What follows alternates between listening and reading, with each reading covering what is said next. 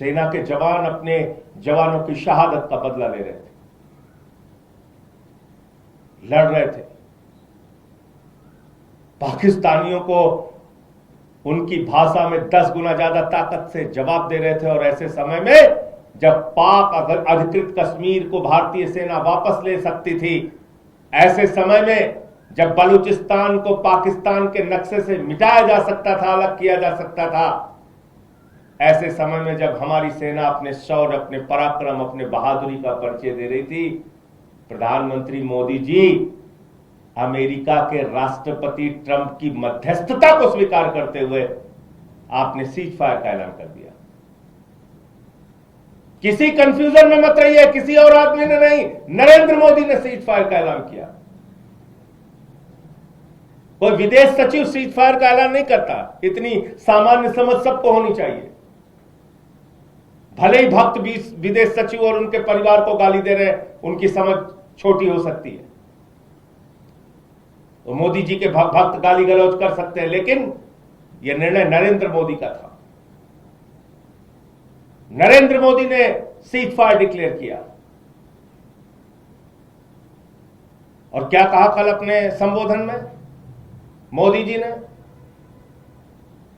जी ने कहा, जब पाकिस्तान ने हमसे कहा कि हम सैन्य दुस्साहस नहीं दिखाएंगे, आतंकवादी घटनाओं को अंजाम नहीं देंगे, तब हमने विचार किया सीज फायर के लिए, सीज फायर को स्थगित किया।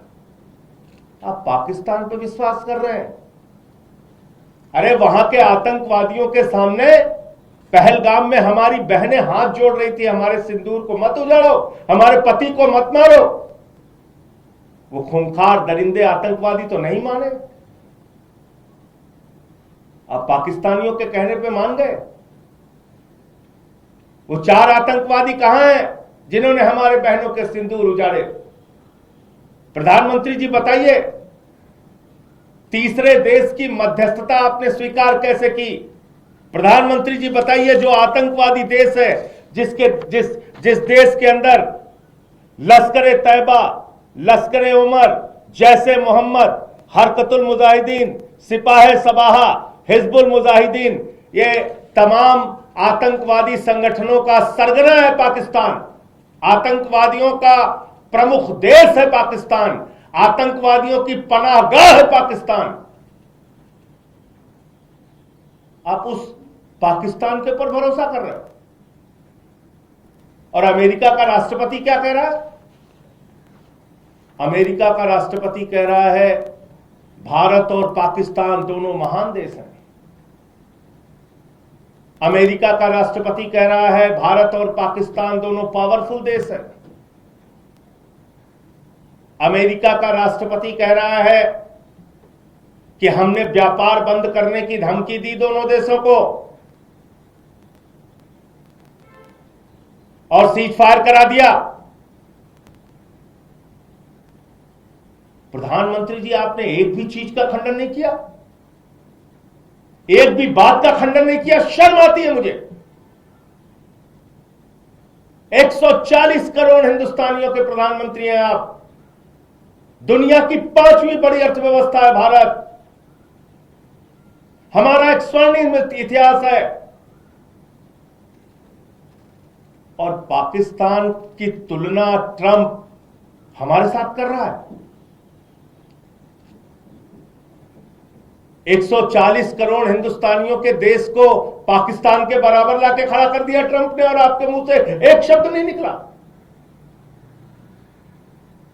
वो भूखा नंगा देश जो खाने के लिए मोहताज है, उसको वो कह रहा है वो शक्तिशाली देश है। आपके मुंह से एक भी शब्द नहीं निकला। अरे उस ट्रंप के खिलाफ तो अमेरिकन भी हो गए होंगे। उन्होंने भी सवाल पूछा होगा कि जिस ओसामा बिन लादेन ने अमेरिका पे आक्रमण किया, उसको संरक्षण तो पाकिस्तान ने दिया था। पाकिस्तान आतंकवादियों का संरक्षक है, तुम उसको महान देश कैसे कर रहे हो? ये तो अमेरिकन को भी बुरा लगा होगा, लेकिन आपको बुरा नहीं लग रहा है। आप एक शब्द नहीं बोल रहे हैं। पाक अधिकृत कश्मीर पे कब्जा कर सकती थी,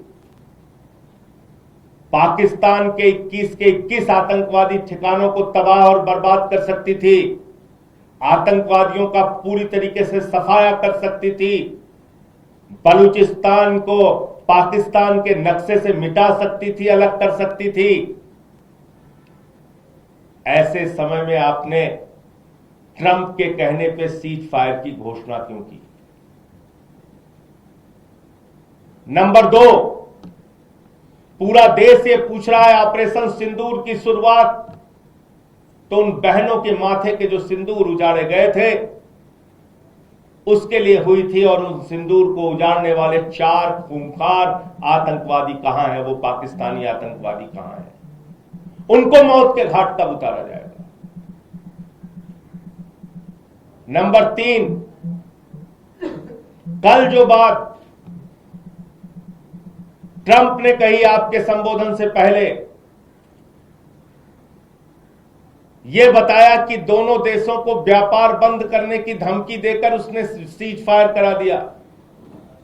अब एक एक हिंदुस्तानी जानता है अमेरिका का पाकिस्तान के साथ जो खाने के लिए मोहताज है उसके साथ कौन सा व्यापार होगा? कौन सा व्यापार होगा ट्रंप का पाकिस्तान के साथ? व्यापार तो हिंदुस्तान के साथ है, उनका लाखों करोड़ का व्यापार है। तो क्या आपको व्यापार की धमकी से सीज फायर करने के लिए उन्होंने मजबूर किया, दबाव डाला आपके ऊपर? नंबर 4,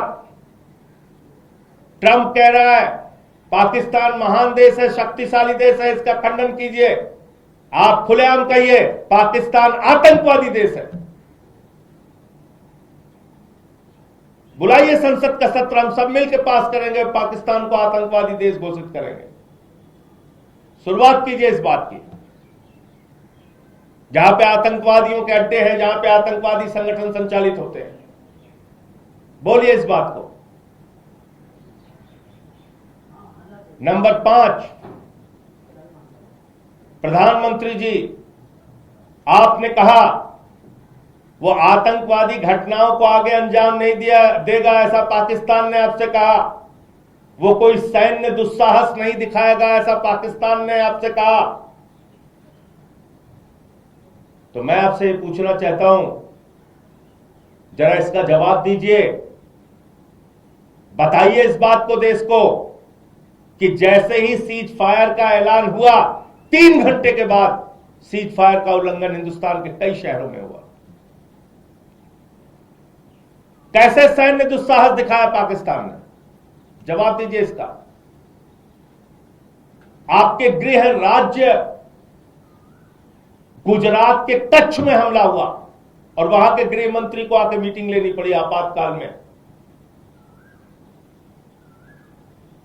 उमर अब्दुल्ला जी का ट्वीट आया कि सीज फायर का उल्लंघन हो रहा है, और कल जैसे ही आपने अपना भाषण खत्म किया, मोदी जी, आप भाषण देने के एक्सपर्ट हैं, ये मैं जानता हूं, पूरा देश पूरी दुनिया जानती है।